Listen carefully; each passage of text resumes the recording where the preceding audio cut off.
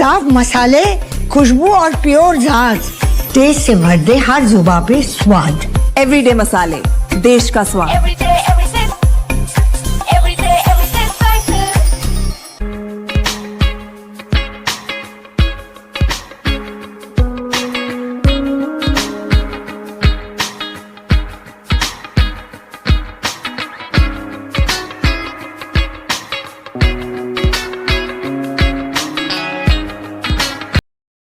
खून पसीने से सींचकर जो फसल उसने उगाई है, मंडी के गिरते भावों ने उसकी हर उम्मीद गिराई है। खलिहानों में तो रौनक है पर चेहरे पर उदासी छाई है। कैसी ये बम्पर पैदावार जो किसानों के हिस्से में रुसवाई लाई है। दोस्तों नमस्कार, colonel Ajay, CEO Ajay astro money group, first global astro finance digital channel से आपसे मुखातिब होता हूँ। आज 7 मार्च सन 2026। दोस्तों कमेंट बॉक्स में आलू की पैदावार के ऊपर एक शो बनाने की रिक्वेस्ट आई थी और कई रिक्वेस्ट के बाद ये शो आपके लिए बनाया जा रहा है। इस साल आलू की पैदावार बम्पर होने की उम्मीद है।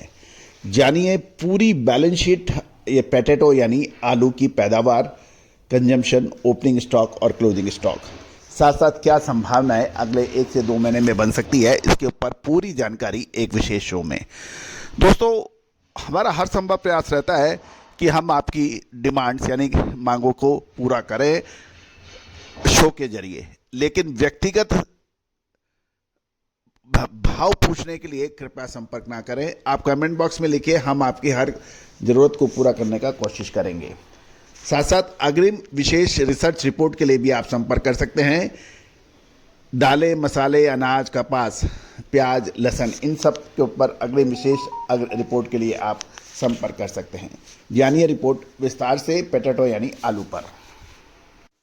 दोस्तों इससे पहले हम आगे चले, एक विनम्र अनुरोध, आप हमारे चैनल पे नए हैं, पहली बार आए हैं तो आप हमारे चैनल को सब्सक्राइब करना बिल्कुल ना भूलें यदि पसंद आए तो। आज की इस डिटेल शो के अंदर सबसे पहले तो हम चर्चा करेंगे आलू की बैलेंस शीट क्या है, यानी क्या उत्पादन है, ओपनिंग स्टॉक क्या है, क्लोजिंग स्टॉक क्या रह सकता है, ये सारी जानकारियां आप तक प्रस्तुत करेंगे।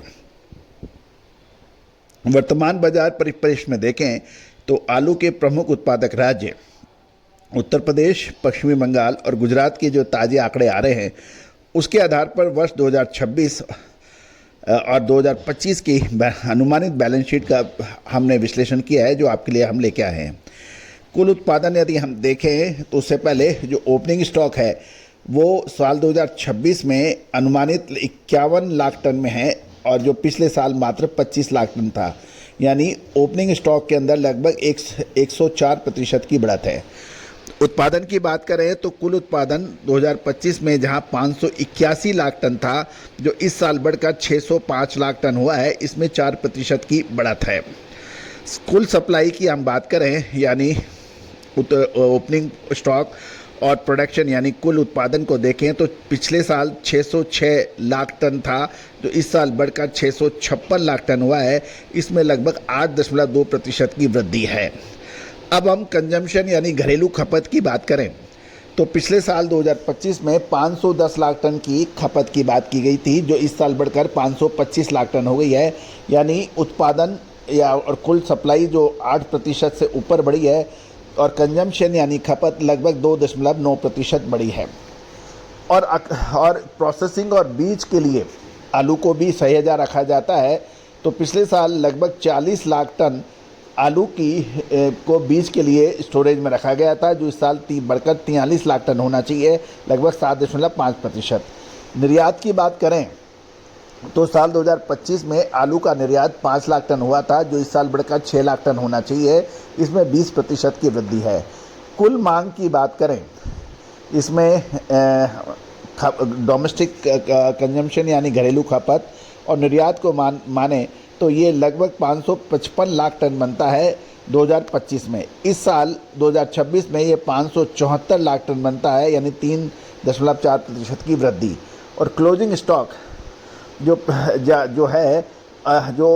पिछले साल 51 लाख टन था, जो इस साल बढ़कर 82 लाख टन हो सकता है, जिसमें 60% की वृद्धि होने की संभावना है।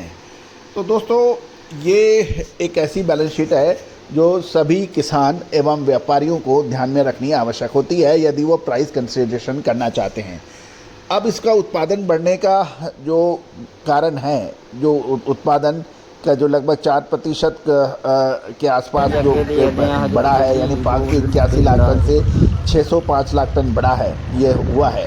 इसका प्रमुख कारण की हम बात करें तो बम्पर उत्पादन क्षेत्रफल में बढ़ने की वजह से हुआ है।